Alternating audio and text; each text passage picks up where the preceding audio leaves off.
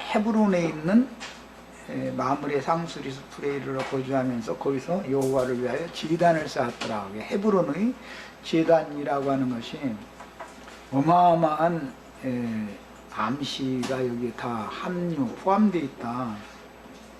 이 헤브론의 제단이 있는 제단터가 있는 이 터전이 결국은 아브라함에게 주신 이제 기업이 되는 것이기 때문에 다음에 이어지는 말씀에 의하면 그 지역의 그 소유 매장지를 사서 아브라함이 이제 유일하게 이 생에서는 그 소유 매장지만이 그의 기업이었었던 것이에요. 오전 두 번째 시간 그 말밑 부분에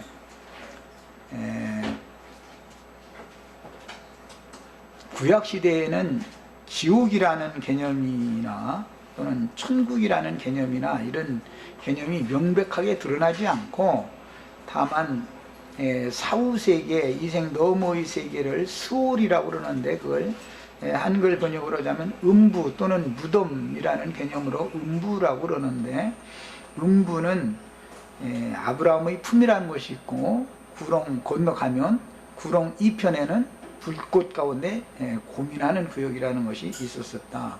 그러나 예수 그리스도께서 모든 예언들을 다 이루셔서 아브라함의 믿음의 자취를 쫓아간 믿음의 후사들을 위해서 하나님께서 예비하신 한 성에 예수 함께 죽고 함께 장사되어지고 그 다음에 그리스도와 함께 영으로 부활되어진 성도들은 예수 안에서 함께 하늘의 하나님의 낙원으로 다 올라가게 됐다.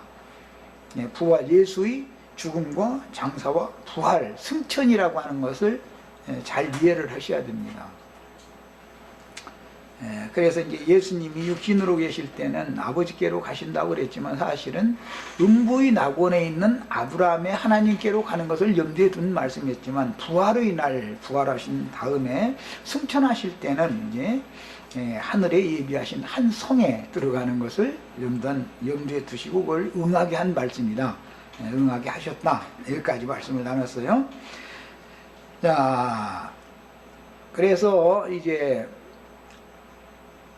주님의 부활 승천 이후에도 이제 교회 시대, 새 시대가 왔지만 매 세대마다 이기는 자들의 신앙이 있었고 바깥 어둠에 쫓겨날 수밖에 없는 롯의 믿음을 쫓아간 자들로 상징되어진 바깥 어둠에 쫓겨나는 자들의 믿음이 있고 가라지 독사의 뱀들의 자식들이다 이렇게 표현을 하셨는데 그 지옥에 던져질 자들의 믿음이 있었다. 이제 세 부류가 신앙세계는 늘 매 세대에 있게 마련이고 교회 시대의 종결기에는 큰 환란이 당연히 있게 마련인데 율법과 선지자의 때를 종결하고 교회 시대, 은혜의 시대로 전환하는 지점에서도 로마를 통해서 예루살렘과 유대에 전에도 없고 후에도 없는 큰 환란이 임했었던 것처럼 그렇다고 해가지고 혈통적인 아브라함의 자손들이 다 죽었느냐 그게 아니고 그루터이가 살아남아져서 이 교회 시대 전 기간 동안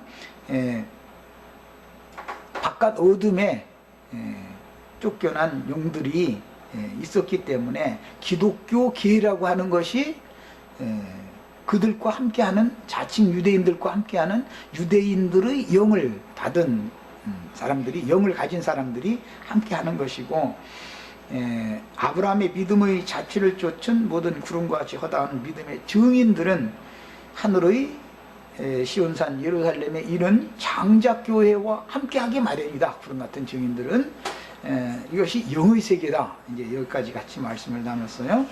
자, 그런데 교회 시대의 종결기에 이제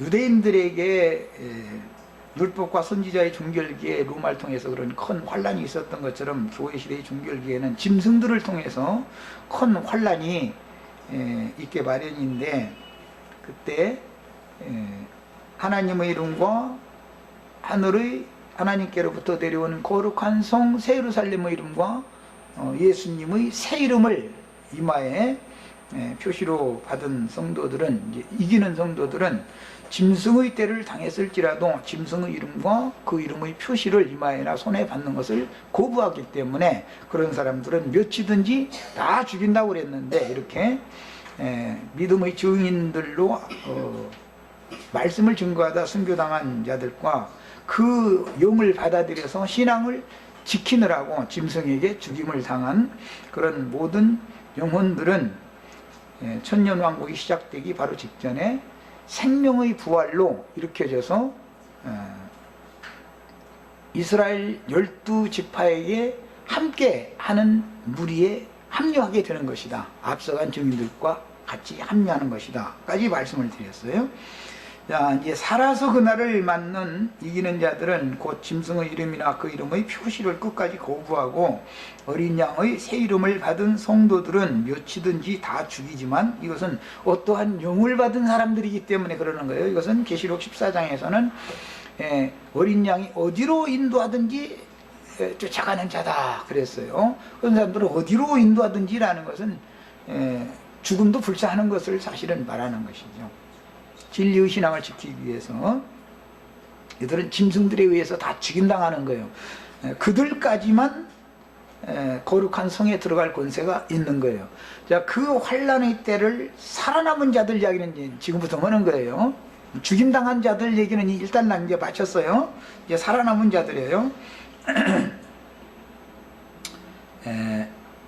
그들은, 살아남은 자들은 그리스도의 심판대라고 하는 주님의 증인들이었던 작은 소자들과 함께 모든 민족을 그 보좌 앞에 불러 모으고 그것에서 왼편 염소와 오른편 양을 분별한다 그랬어요.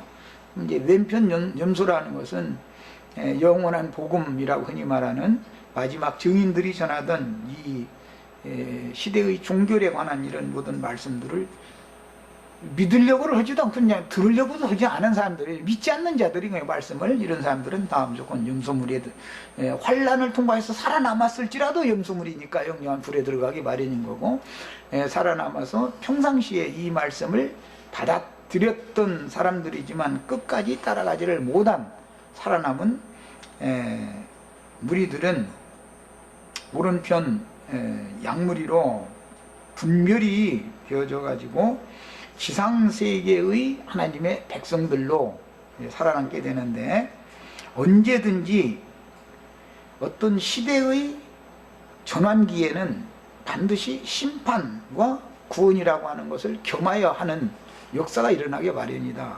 율법과 선지자의 때를 마감하고 교회 시대로 전환할 때 로마를 통해서 그런 큰 환란이 있었던 것처럼, 유대인들에게 있었던 것처럼 교회 시대의 끝에도 온 지구상에 큰 환란, 짐승의 때라고 하는 때가 다시 오게 마련인데, 언제든지 한 시대를 종결하면 그 시대를 종결하는 지점까지 모든 믿는 자들이 먼저 하나님의 집에서부터 심판을 하는 거기 때문에 하나님의 심판대에 먼저 서서 이 사람의 신앙의 상태 여부를 정확하게 검증을 받는 것이다. 그래서 상을 받든지 벌을 받든지 그렇게 하는 거예요. 그러니까 교회 시대의 끝에도 당연히 그리스도의 심판대라는 것이 있어서, 그거는 이제 계시록에서는 금갈대 청량을 한다, 거룩한 성에 들어갈 권세를 가진 자들과 성 밖에 쫓겨날 자들을 이제 분별하는 판단을 받는다, 이제 이 말인데, 그리스도의 심판대가 먼저 지난 다음에 그리스도의 심판대에서 거룩한 성에 들어갈 자격이 있는지, 성 밖에 쫓아낼 자인지, 지옥에 던져 넣을 자인지를 거기서 정확하게 딱딱 분별을 하는 것이다. 이게 공의의 심판대라고 그래요.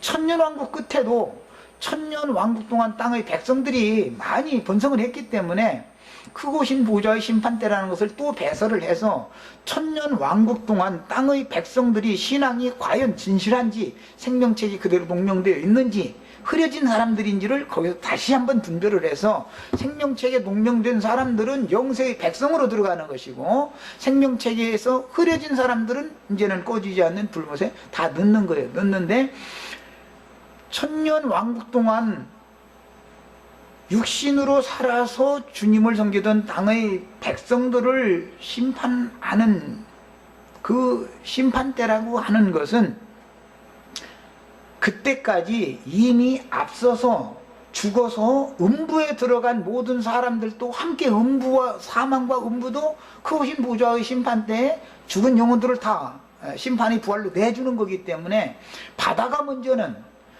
그때 천년왕국 세상 천년왕국의 세상에서 죽은 자들을 먼저 내주고 그 다음에 그동안까지 음부로 들어가 있던 사람들을 다 내준다 그 말이란 말이에요.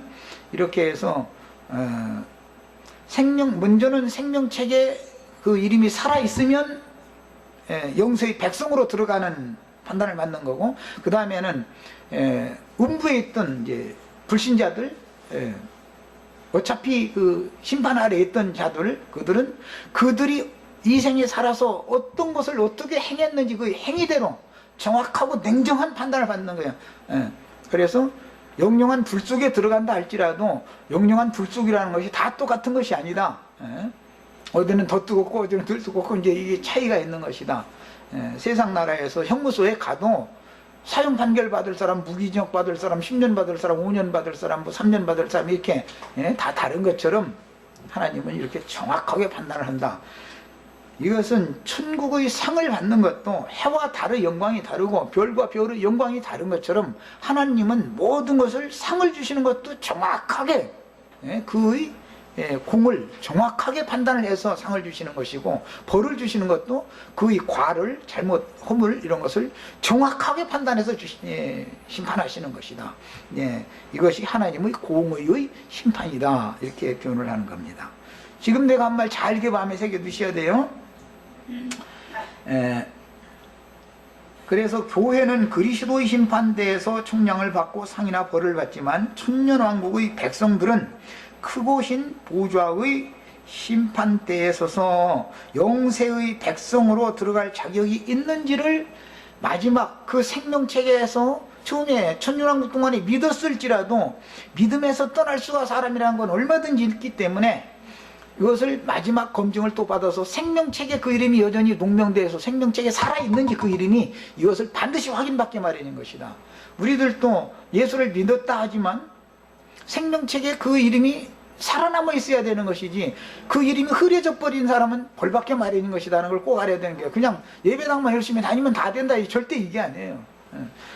어린 양의 생명책에 내 이름이 처음에 복음을 믿음으로 구원을 받았을 때 어린 양의 생명책에 내 이름이 농명이 됐을지라도 끝까지 따라가지를 않고, 주님을 끝까지 어디로 인도하든지 끝까지 따라가지를 못하고 중간에 미혹의 영들에게 미혹당해서 세상으로 다시 나간다든지 믿음에서 떠나 침륜에 빠져서 타락해버린다든지, 그런 사람은 거기에 해당하는 벌을 받을 수밖에 없는 것이다, 이 말이에요. 이 하나님은 무엇을 판단하실 때 정확하게 한다는 걸 알아야 되는 거예요.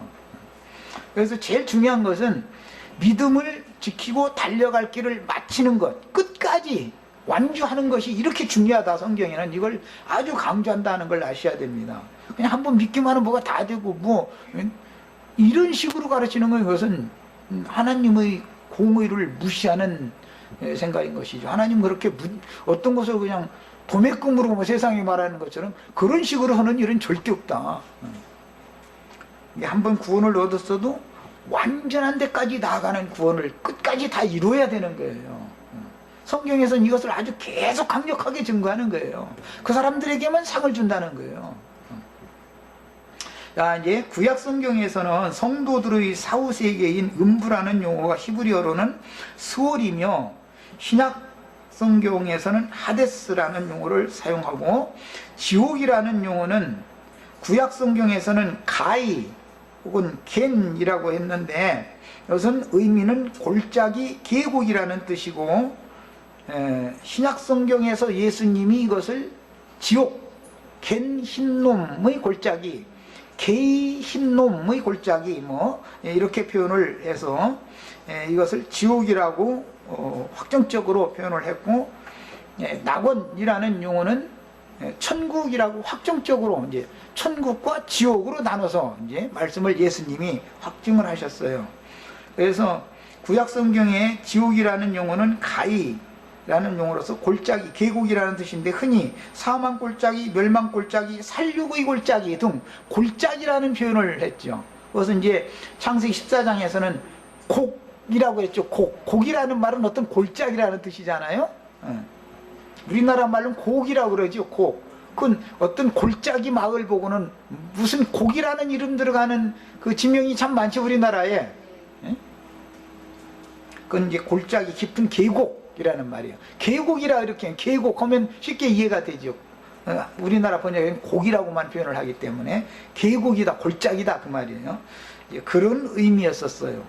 지옥이라는 용어를 그렇게 확실하게 하지 않고 그냥 곡이라고만 했어요. 계곡, 골짜기 그렇게만 표현을 했어요. 그런데 헬라어로 이게 이제 게엔나라고 그래서 게이 흰놈의 골짜기라는 이제 말인데 이것을 벤 흰놈의 골짜기라고 표현을 합니다. 이것은 여호수아서 15장 8절에 나오는 말씀인데 한번 찾아서 읽어보겠습니다. 구약 성경에는 지옥을 뭐라고 표현했다고요? 게이 흰놈의 골짜기, 벤 혹은 벤 흰놈 또는 겐 흰놈 골짜기라고 표현을 했어요. 자, 여호수아서 15장 8절 읽습니다. 그 이제 뭐 많은 구절을 다 찾아보긴 그러니까 그냥 한 절만 근거가 되는 한 절만 찾아서 읽어보겠습니다. 놈의 아들의 골짜기로 올라가서 여부스 곧 예루살렘 남쪽 어깨에 이르며 또 흰놈의 골짜기야 속에 있는 산 꼭대기로 올라가니. 야, 거기 이렇게 돼 있죠. 흰놈의 아들의 골짜기라고 돼 있죠. 이게 예수님이 신약에 와서 이것을 일러서 지옥이라고 했단 말이에요. 지옥. 올라가서 여부스 곧 예루살렘 남쪽 어깨에 이르며 또 흰놈의 골짜기 앞 서쪽에 있는 산 꼭대기에 올라간 이곳은 르바임 골짜기 북쪽 끝이다 이렇게 표현했고, 요 19절 하반부에 보면 또 바알라 곧 기럇 여아림에 접어들며 이렇게 가나안 땅의 그 지명을 표현을 할 때 어떤 지명을, 이건 이제 예루살렘의 서편 지역을 말하는데 흰놈의 아들의 골짜기라고 표현이 됐어요.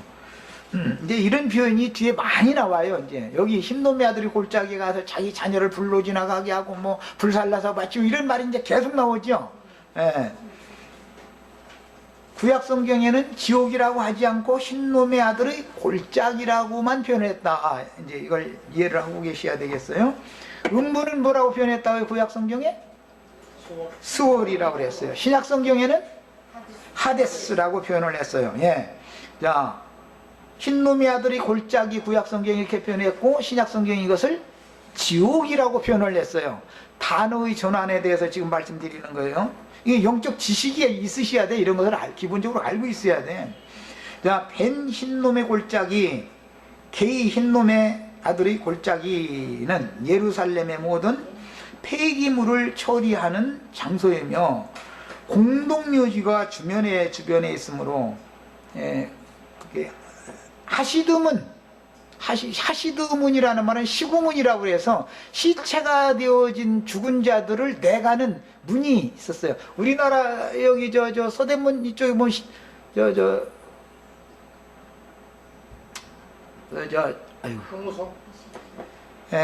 종로에서 이쪽 서대문구 쪽으로 이렇게 나오는 그 문이 있는, 아니 독립문 쪽이 아니고 광화문 쪽에서 이 서대문 쪽으로 이렇게 나오는 문이 있는데, 이쪽 서대문 쪽이 아니고 저쪽 그게 산이 무슨 산이요? 아이고 나. 북악산. 아이 참. 그쪽으로 이렇게 해서 은평구 쪽으로 가는 그 문이 있는데 그걸 시구문이라고 그랬어요, 옛날에. 그 시체를 서울 시내 사대문 안에서 죽은 시체는 그쪽으로 내갔다 이 말이에요. 그러면 이제 예루살렘에서는 하시드문이라고 그래요. 시체들을 내가는 문이다, 이제 그런 말이에요. 하시드문 지나면 바로 공동묘지가 주변에 있었으므로 사자의 영혼을 달래주기 위해서. 그래서 우리나라도 사대문에서 죽은 시체들을 시구문을 거쳐서 저쪽 서쪽으로 쭉 가가지고 지금 그 백제 공동묘지 거기다 갖다 다 묻었던 거예요. 우리나라를 잘 생각하시면 예루살렘에서 죽은 시체들이나 쓰레기들을 어디로 내가는지를 잘 생각하시면 되겠어요. 이제 그래서 벤 흰놈의 골짜기, 게이 흰놈의 아들의 골짜기라고 이제 번역된 그 장소는 예루살렘의 모든 폐기물이나 시체를 꺼내다가 폐기물을 처리하고 시체를 공동묘지에 묻는 장소가 예루살렘의 시체들을 묻는 공동묘지가 하시드문 밖에 있었단 말이에요. 바로. 자, 그러기 때문에 당연히 공동묘지 주변에는 성경에서는 이제 도벳사당이라고 그랬는데 공동묘지 주변에는 절도 있고 예배당도 있고 막 여러 가지 천도교 뭐 하여튼 그 영혼을 죽은 자의 영혼을 위로해주는 거기서 그걸 밥 먹고 사는 사람들이 있게 마련이지요, 사당이. 그런데 예루살렘에도 그게 있었어요. 예레미야서 19장 3절로 6절을 찾아서 읽어보겠습니다. 우리는 역사적인 어떤 사실도 정확하게 알고 있어야 성경을 이해를 정확하게 할 수가 있는 거예요. 예레미야서 19장 3절로 6절을 읽습니다. 19장 3절로 6절. 자, 3절부터 너희 유다 왕들과 예루살렘 주민아, 여호와의 말씀을 들으라. 만군의 여호와 이스라엘의 하나님이 이같이 말씀하시되, 보라, 내가 이곳에 재앙을 내릴 것이다. 어디에? 예루살렘 주민들에게, 예루살렘에 재앙을 내린다. 예언이에요. 그것을 듣는 모든 자의 귀가 떨리니 이는 그들이 나를 버리고 이곳을 불결하게 하며, 뭐 어디를 불결하게 한 거예요? 예루살렘을 불결하게 한 거예요. 이곳에서 자기와 자기 조상들과 유다 왕들이 알지 못하던 다른 신들에게 분향하며 무죄한 자의 피로 이곳에 채웠음이며, 무죄한 자의 피로 채운 것은 지난 시간에 말씀드렸어요. 살아있는 사람들이 자기네들의 죄악을 인하여 태풍이 분다든지 뭐 흉년이 든다든지 기근이 뭐 왔다, 전쟁이 일어날 소문이 퍼졌다, 뭐 이제 이렇게 하면은 나라에서 국태민안을 위한 제사를 하는 거예요. 국왕을 위시해서. 그런데 그때 가나안 족속들은 어떻게 한다고요? 돈으로 동남이나 동료를 사가지고 게이 흰놈의 골짜기로 가서 거기서 불을 펴놓고 산채로 불 속에다가 밀어 넣어가지고 불살라 죽이는 거예요. 살아있는 저희들 잘 되자고 자기네들의 자녀를 그렇게 산채로 불살라 죽였던 거예요. 자, 그런 제사를 하는 것을 하나님 볼 때는 이곳을 불결하게 하는 짓이다. 예루살렘이 사실은 성전에 모여서 하나님께로 생명을 얻게 해준다고 그러지만 사실은 다 제사장들이, 왕족들이 모두 무고한 이스라엘 백성들을 영적으로 다 죽이는 짓을 했다라는 걸 상징하는 것이죠. 자, 그거예요. 자기와 자기 조상들과 유다 왕들이 알지 못하던 다른 신들에게 분향하며 무죄한 자의 피로 이곳에 채웠으며, 또 그들이 바알을 위하여 산당을 건축하고 자기 아들들을 바알에게 번제로 불살라 드렸나니 그랬어요. 그때 당시는 실제로 이렇게 한 거예요. 게흰놈 골짜기에서. 이는 내가 명령하거나 말하거나 뜻한 바가 아니라, 그러므로 보라, 다시는 이곳을 도벳이나 흰놈의 아들의 골짜기라 부르지 아니하고 오직 죽임의 골짜기라 부르는 날이 이럴 것이라 여호와의 말이니라. 그래서 여기 죽임의 골짜기라고 부르는 날이 이럴 것이다 그랬는데, 예수님이 오셔서 이 말씀을 응한 것이죠.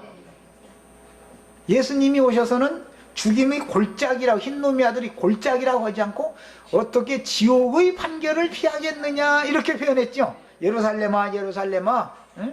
너희가 어떻게 지옥의 판결을 피하겠느냐 이렇게 표현을 하셨어요.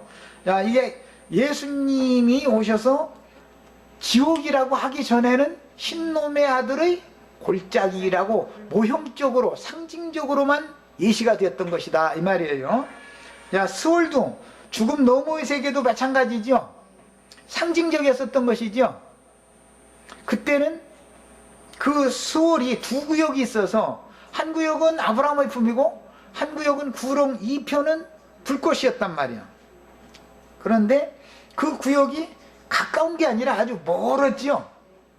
멀리 아브라함의 품에 있는 나사로를 보면서 아버지 아브라함이요 이렇게 말하잖아요. 그 부자가. 그러니까 구름을 건너가는 것이 못 건너간 사람에게는 아주 멀고 먼 곳인 거예요. 거기가 주님이 낙원, 주님이 임재해 계신 아브라함의 하나님, 극락의 하나님이 계신 곳이 너무 멀리 있는 거예요. 기독교인들은 꼭 쉬운 얘기를 해도 멀리 배는 시온성, 꼭 멀리 뵌다고 그러더만. 우리는 이미 이런 시온성인데, 그렇죠? 우리는 시온성에 이미 이르러 있죠. 그들은 사상이 그런 사상이요. 멀리 배 시온성이. 왜 그래요? 로스 신앙이기 때문에 그래요. 큰 성 소돔에서 강제로 끄집어내어가지고 천사가 지시하는 한 산 시온성까지 도망가라 지시를 분명히 그렇게 했는데도 그 사람들은 어떻게 생각하냐면 너무 멀어서 우린 못 가겠다는 거예요. 그냥 여기 가까운 데 있는 이 작은 성으로 좀 들어가게 허락해달라고. 그래 그럼 할 수 없지 뭐. 보기를 눈이 원시한 눈을 못 갖고 근시안을 갖고 있기 때문에 거기까지 밖에 못 본다니 가라 그랬더니 거기 가가지고서는 가만 보니까 산으로 가라 하겠는데 싶으니까 성에서 도로 나왔어 이제. 그런데 역시 가까운 데 있는 소알성에 있는 소알성 내의 산으로 들어가 가지고 저 굴 쪽에 들어가서 하는 짓이 그 이상한 짓을 해가지고 무합족속과 안문족속을 낳았다는 거예요. 이게 오늘날 개신교 사람들의 신앙이다 이거예요. 예. 그런데 개신교에서 이제 소알성에서 작은 성에서 나와가지고서 간다는 것이 산으로 가겠다고 갔는데 소알성 내에 있는 산으로 가가지고서 이게 문제인 거죠. 그러니까 여전히 라오디게아 교회도 우리는 세상 교회가 아니다 그러지만 기독교에 여전히 속해 있는 거죠 지금. 그 소알성 내 작은 성내에 포함되어 있는 거예요. 이게 문제예요 이게. 그들에게는 멀리 시온성은 너무 멀리 비니까 안 보여 그들은. 그럼 우리는 이미 하늘의 시온산에 이르러 있는 사람들하고는 이게 대화가 안 통하는 거죠. 그래서 참 진리를 아는 지식이라는 게 이게 참 죽고 사는 거예요. 결국은 내 백성이 무식함으로 망한다 그러잖아. 그래서 이제 하시드문 밖에는 도벳사당이 있었고 그 도벳사당이 있는 것은 공동묘지가 거기 있었기 때문에 사자들의 영혼을 달래주는 일을 해가면서 죽은 다음에까지도 헌금 내야 해요. 이 영혼이 하여튼 죽어서도 헌금 내야 돼. 저 목탁 쳐주는 사람들한테 뭐 기도해주는 사람들한테 돈 내야 그 자기 아버지 어머니 영혼이 좋은 데로 가잖아. 왜? 지금은 밖으로 나가기 전에 이미 낙원에 있으면은 뭐 그럴 일이 없죠. 예. 우리 형제 자매님들은 목탁 쳐주는 사람이든 기도해주는 사람이든 죽은 다음에 그 사람들 힘을 빌려가지고 주님 품에 가려고 하시지 마. 그럴 필요가 없어요. 지금 현재 주 안에 다 있어야 되는 거예요. 예. 이렇게 내일 보자는 놈 무섭지가 않아. 죽은 다음에 뭐가 된다 이런 것은 그건 신앙이 아닌 거예요. 그건 사실은 불신자들이죠. 저기만 읽어보겠습니다. 우선 열왕기하 23장 10절 읽어보겠습니다. 이런 거 다 읽다 보면 시간이 많이 갈 텐데 그래도 진리를 정확하게 좀 밝혀야 되니까 열왕기 하 23장 10절 읽겠습니다. 이제 요시야 때 있었던 일이죠. 23장 10절 자 읽습니다. 왕이 또 흰놈의 아들 골짜기의 도벳을 더럽게 하여, 이건 도벳이라는 것은 사자를 위해서 복을 빌어주는, 영혼을 위로해주는 신전을 말하는 사당을 말하는 거예요. 도벳 사당. 더럽게 하여 어떤 사람도 몰록에게 드리기 위하여 자기 자녀를 불러 지나가지 못하게 했다. 그러니까 알고 보면 동남 동녀를 사서 산채로 불 속에다 넣는 제사를 한 것은 뭐를 한 거예요? 몰록 신에게 지금 제사 지내는 짓을 한 거였죠. 몰록이라는 건 몰렉신, 바벨론에서는 바알신이라고 그래요. 자, 그 다음에 한두 줄만 더 읽어보겠습니다. 역대기에서 읽어보겠습니다. 역대기 28장, 역대하 28장 3절 읽어보겠습니다.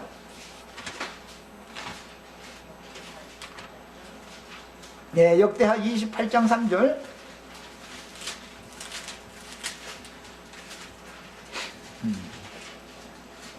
자, 읽습니다.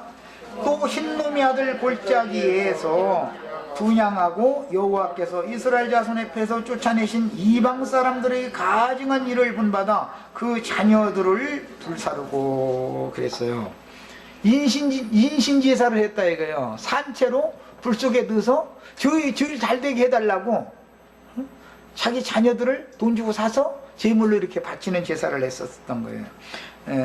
이런 구절들이 너무 많이 나옵니다. 예레미야 7장 31절에서 32절만 이제 선지자의 증거를 읽어보고 마치겠습니다. 이 부분을 이 성경 구절이 하도 많이 나오니까 이걸 다 찾기는 이제 그래서 그래요. 간략간략하게만 찾아보는 거예요. 자, 예레미야서 7장에서 찾아서 읽어보겠습니다. 31절, 32절. 예레미야 7장 31절, 32절 찾으셨죠? 흰놈의 아들 골짜기에 도벳사당을 건축하고 그들의 자녀들을 불에 살랐나니 내가 명령하지 아니하였고 내 마음에 생각하지도 않은 일이라. 그러므로 여호와께서 말씀하시니라. 날이 이르면 이곳을 도벳이라 하거나 흰놈의 아들의 골짜기라 말하지 아니하고 죽임의 골짜기라 말하리니 이는 도벳에 자리가 없을 만큼 매장했기 때문이라 했어요. 이것은 상징이죠. 자, 죽임의 골짜기, 심판 골짜기, 멸망 골짜기, 사망 골짜기라는 것은 기독교계를 말하는 거예요. 이렇게 말하면 이제 막 이제 뒤집어질 거예요. 그게 죽임의 골짜기예요. 로마교라는 것은 멸망 골짜기 사람들이죠. 거긴 전부 죽은 자들, 마른 뼈들만 나뒹굴고 있는 곳이죠. 개신교라고 하는 것이 뭐 하는 곳이에요? 살육의 골짜기죠. 매장할 자리가 없을 만큼 많은 사람이 거기에 다 매장되어 있다는 거, 죽어 있다는 거예요. 그러나 예수님께서 오셔서 하나님의 아들이 생명을 주는 말씀을 전할 때 죽은 자들이 그 말씀을 들으면 그것에서 살아나는 역사가 일어나는 거예요. 그런데 그 때와 기한이 있고 그 기한이 차도록까지 살아나지 못한다는 그 사망 골짜기에 다 그냥 도벳사당에 바알신에게 드려진, 몰록신에게 드려진 제물로 그대로 마른 뼈로 나뒹굴다가 끝날을 맞는다, 이제 이 말이에요. 창세기 35장 이제 본론으로 들어갑니다. 창세기 35장 27절을 읽겠습니다. 창세기 35장 27절을 읽겠습니다.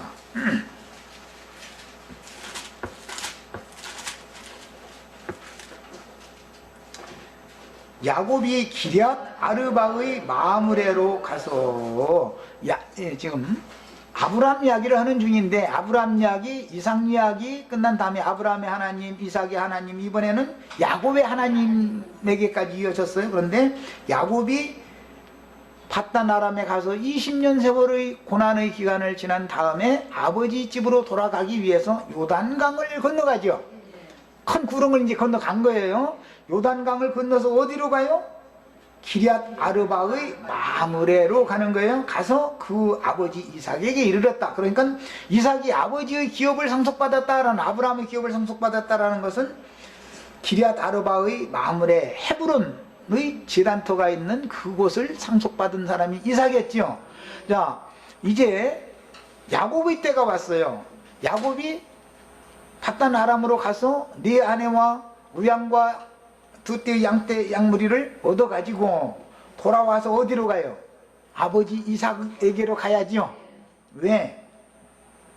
에서는 에서산이라고 하는 세일산의 기업을 정하고 있었으니까 에서가 마중 나와가지고, 마중 나온 게 아니고 원은 이제 죽이려고 쫓아왔다가 막 붙들고 울고 사정하니까 이제 살려주고 나서 너 앞장서라, 내 기업으로도 데리고 가겠다 하니까 막 이리 핑계대고 저리 핑계대고 막 새끼들을 많이 뵀는데 가다가 낙타할까 무섭고 걸음도 천천히 가고 그러니까 형님 답답해서 나랑 같이 못 갈 거예요. 형님 먼저 가시면 내 뒤따라 갈게. 그래 놓고 나는 형님은 자기 기업 세일산으로 갔는데 야곱은 어디로 가요?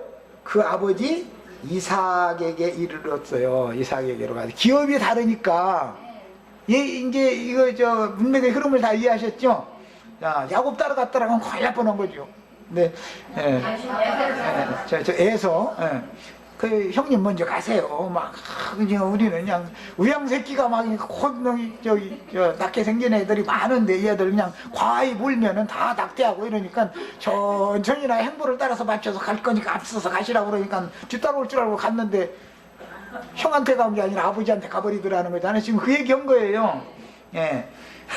야곱이 기럇 아르바의 마므레로 와서 그 아버지 이삭에게 이르렀어요. 기럇 아르바는 곧 아브라함과 이삭이 거주하던 헤브론이라 그랬어요. 이처럼 아브라함이 애굽에 내려갔다가 다시 돌아와서 해말씀을 따라서 헤브론에 가서 제단을 쌓은 이 헤브론의 제단이라고 하는 것은 그게 바로 기업이다라는 걸 알 수 있죠.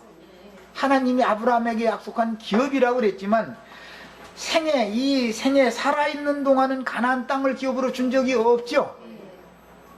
그러니까 이 생의 기업을 하나님이 말한 게 아니죠. 하나님이 아브라함에게 약속한 기업이라는 것은 이 생에서의 기업을 말한 게 아니라 이 생 넘어 저 세상에서의 기업을 약속한 것이었다라는 말이에요. 자, 그러니까 우리의 생애가 다만 이 생일 뿐이면 세상 모든 사람들보다도 우리가 더욱 불쌍한 자들이죠. 우리는 영생, 내세의 세계를 추구하는 사람, 영생을 추구하는 사람들이지 이 생을 추구하는 사람들이 아니다. 이게 아브라함의 믿음이다라는 것을 아브라함의 믿음은 뭐라고요? 이 생의 일을 추구하는 게 아니고 즉 육의 일이나 땅의 일이나 세상사의 일을 추구하는 게 아니고 더 좋은 참본향 거룩한 성 예루살렘에 들어가기 위해서 내세에 주어질 기업에 들어가는 것을 추구하는 신앙을 아브라함의 믿음의 자취를 쫓은 후사들이다. 신약성 히브리서에서는 표현을 이렇게 했어요. 우리가 다 아브라함의 믿음의 자취를 쫓아가는 믿음의 후사들이 되셔야 되는 거예요. 이것이 명확하지 않으면 그 사람 맨날 잘 믿었어도 다 헛수고하는 거예요. 헛수고. 자, 여호수아서 14장 15절 한 절만 더 읽겠습니다. 여호수아서 14장 15절.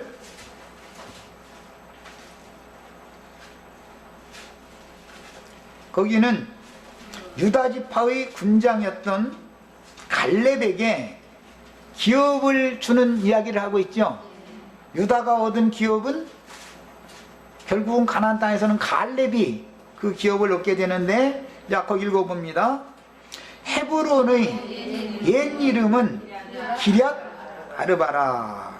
왜 그 아브라함, 이삭, 야곱 대대로 언약으로 주신 그 기업을 여분네의 아들 갈렙이 받게 되는가? 그 바로 5절에 보면 헤브론이 그니스 사람 여분네의 아들 갈렙의 기업이 되어 오늘까지 이르렀으니 이는 그가 이스라엘의 하나님 여호와를 온전히 쫓았기 때문에. 오늘 우리 형제 자매님들 예수를 믿는데 온전히 끝까지 쫓아가야만 아브라함, 이삭, 야곱에게 유전되어지는 약속의 기업을 상속받게 된다, 그 말이에요. 헤브론의 옛 이름은 기럇 아르바라. 아르바는 줄쳐놓습니다. 아낙 사람 가운데서 가장 큰 사람이더라 그랬어요. 자, 아낙 사람은 네피림의 후손이죠. 네피림의 후손, 아낙 족속은 큰 자들이라 라는 뜻인데, 큰 자들 중에서도 가장 큰 사람이 아르바라는 사람이에요. 그래서 기럇 아르바라고 할 때는 아르바라고 하는 큰 자들 중에 가장 큰 자가 권세를 주장하고 있는 지역이, 마므레의 삼형제도 그 지역에 살고 있었고 아브라함과 이삭과 야곱도 그 지역에 살고 있었고 네피림 후손 아낙 자손들도 그 지역에 살고 있었는데 아브라함에게 하신 약속을 이루기 위하여 아브라함의 후손들을 통해서 가나안 땅을 정복했을 때 유다 지파에게 이 헤브론 큰 자 중에 가장 큰 자가 있었던 네피림 후손들이 권세를 부리고 있었던 그 지역을 마지막으로 점령하면 그리고 그 땅의 전쟁이 그쳤더라, 이게 되는 거예요. 우리 형제 자매님들은 이제 그 땅 얘기하면은 하나님께서 땅의 흙으로 나의 몸을 지어주시고 내 속에 생기를 불어넣어 가지고 마음을 지어주셨죠. 마음, 이것을 흙으로 지으시고 코에 생기를 불어넣으시니 산혼이 되게 하셨다 그랬는데, 인간의 마음이라는 것은 한 면에서는 무엇을 담는 걸로 표현하면 그릇이고, 한 면에서는 그 땅에 농사를 하는 걸로 하면은 토지지요. 마음이라는 것은 이렇게 양면으로 적용이 되는 거예요. 한 면에서는 그릇이에요. 자매님들은 씨를 받아서 잉태시키고 해산시키는 그릇을 다 가지고 있죠. 상징이에요. 그것을 땅이라고 그런다. 다른 면에서는 생명의 씨를 심어서 농사를 하는, 천국 농사를 하는 것을 상징해야 되기 때문에, 그래서 가나안 땅의 기업이다라는 말을 할 때 사람을 산혼으로 비유를 하는데, 이것은 인간의 마음을 가나안 땅으로 상징하는 것이고, 가나안 땅이라고 하는 것은 마귀가 인간의 마음을 미리 점령하고, 일곱 귀신들이라니, 세상의 일곱 귀신들이 인간의 마음, 인간들의 마음을 미리 점령하고 있기 때문에 구속하신 사람들을 잘 광야연단을 통해서 길러가지고 그 세 사람들을 가나안 땅에 들여보내서 영적인 전쟁을 시켜서 이기는 자들은 자기가 정복한 땅을 자기 기업으로 취하는 것이 성경의 구속이다 말이야. 구속이에요. 자, 그러니까 성경이라는 건 지금 이제 창세기 13장 18절 다시 본론으로 갑니다. 거기 보면 애굽에 내려갔다가 가나안 땅으로 다시 돌아와서 새 말씀을 받고 그 새 언약에 따라서, 언약 약속의 말씀에 따라서 헤브론으로 올라가서 거기에서 아브라함이 제단을 쌓았고, 그 제단이 있는 터전이 아브라함의 아내 사라가 죽었을 때 막벨라밭이라고 하는 그 마므레 삼형제의 기업이 있는 터전이었다 이거예요. 그 터전을 값주고 사가지고 장지를 삼은 그곳이 바로 헤브론에 있는 제단이었다. 아브라함이 쌓은 제단이었다 이거예요. 그 생애 살아 생전에서는 그곳에서 제사를 하는 터전이었지만, 사후세계에는 그 터 밑에가 바로 장지다 이거예요. 바위에 판 쇠무덤이다 그러는데, 고대 통용하는 은 400세겔로 그 밭을 사가지고 그 밭에는 소유 매장지인 굴이 있었다는 거예요. 그 굴 속에 이제 장사하는 거예요. 이것은 상징이에요. 이것은 예수님이 십자가에서 죽으신 동산에 대한 상징이고, 그 동산에 무덤이 있었는데 바위에 판 쇠무덤이 있었어요. 그곳에서 아브라함과 함께, 이삭과 함께 부활하는 거예요. 네, 그게 아브라함의 하나님, 이삭의 하나님, 야곱의 하나님. 그래서 신약성경에서는 아버지와 아들과 성령의 이름으로 세례를 한다 이렇게 표현을 했어요. 그래서 이건 삼일체기가 전혀 아니라는 걸 이제 확실히 아셨죠? 예, 삼일체를 붙들고 있는 사람들은 반드시 다 그게, 예, 잘해봤자 바깥어둔데 쫓겨날 사람이고 나머지는 전부 염소물이다. 이것이 명확해지셔야 되겠어요. 자, 그 다음에 아브라함이 헤브론 곧 기럇 아르바의 기업을 정하니 아브라함과 이삭이 대를 이어 우거했으며, 야곱이 길고도 먼 인생 행로 중에서 가장 어렵고 힘들었던 외갓댁의 20년 여행을 마치고 요단을 건너서 다시 가나안 땅에 돌아왔을 때 어디로 가냐면 형을 따라서 가는 게 아니고 그 아버지 이삭이 우거하는 곳으로 야곱은 가는 거예요. 이게 아브라함의 기업은 이삭이 받았고, 이스마엘은 광야의 자녀로 쫓겨났죠. 이삭의 기업은 에서가 받는 게 아니라 야곱이 받게 되었다.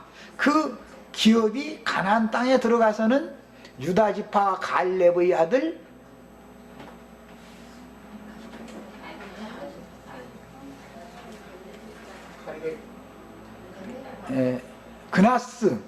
그나스의 아들 갈렙이 상속받았어요. 그 그나스의 아들 갈렙은 또 거긴 굉장히 비밀이 감춰 있는데 이제 그것은 오늘 다 나눌 수가 없습니다. 그곳은 가나안 사람들에게는 마므레 혹은 기럇 아르바라고 불려졌고 이스라엘 백성들에게는 헤브론이라고 불려졌는데 헤브론이라는 말은 교제한다. 하나님과 교통을 나눈다 말이에요. 아브라함은 헤브론의 제단에서 하나님과 교제를 했었던 것이다 말이에요. 그 다음에 본래 가나안 족속의 신앙 중심지였지만 아브라함의 소유 매장지가 되었고 아브라함이 여호와를 위하여 제단을 쌓고 여호와를 섬기다가 그가 죽은 후에는 자기가 사서 소유 매장지로 삼았던 그곳 자기 아내를 장사했던 그곳에 자기 자신이 그 아들 이삭의 손에 의하여 장사되게 되죠. 그래서 사후세계 구약시대의 사후세계는 아브라함의 하나님께로 가는 것으로 상징이 되어서 신약의 누가복음 16장에는 나사로는 아브라함의 품으로 들어갔다 이렇게 해요. 나사로가 죽어가지고 천사들에게 받들려서 아브라함의 품에 들어갔다. 그 말은 막벨라밭 굴 제단터, 아브라함의 제단터가 있던 헤브론의 제단터 밑에 막벨라밭 굴의 장지로 들어갔다 그 말인 거예요. 자, 여기까지 하고 마치겠습니다.